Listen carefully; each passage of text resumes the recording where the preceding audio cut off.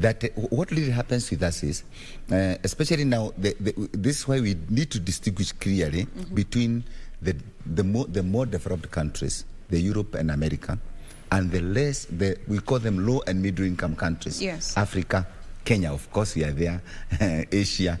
What happens is that the stakes are much more. You see, in Africa and in our country, we believe that when Wambui, my kinsmate, becomes president, I will gain.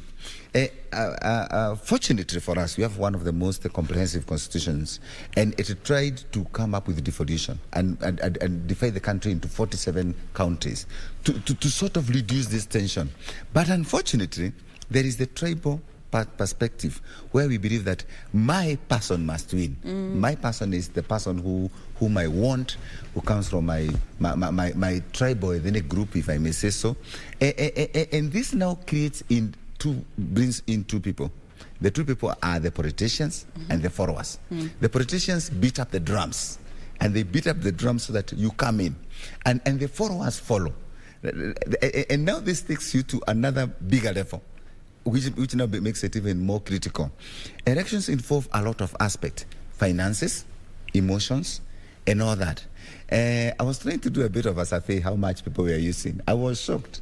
I was told one of the governors used, I don't know how to say it, about 2 billion to campaign. Some of them are using 200 million. Some of the MPs have used that million. I'm saying this because I receive a lot of calls from people who are distressed. One of them was calling me because of the brother who had used 200 million and was saying, we are all heartbroken. But now the question is, where does this money come from? And how are you hoping to recover this money? You see, now politics now becomes too intense.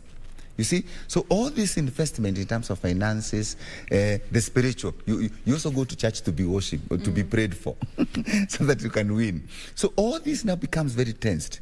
Now, what happens with all this tension and anxiety, and then you lose? You see, so you've actually come from a stage of a lot of stress here and distress to you are becoming frustrated, disappointed, and you are moving towards depression. You see, despair, you start losing hope. And that's what happens. That's why one of the people who have really done very well in Kenya, and we really thank the media and the Kenyans, the win in this instance were the Kenyans who kept their peace and their pace and waited. And the media was very good. The media has been saying, vote and go home and wait for the results. Vote and go home and wait for the results. But people don't even want the 7 days to wait. Yeah.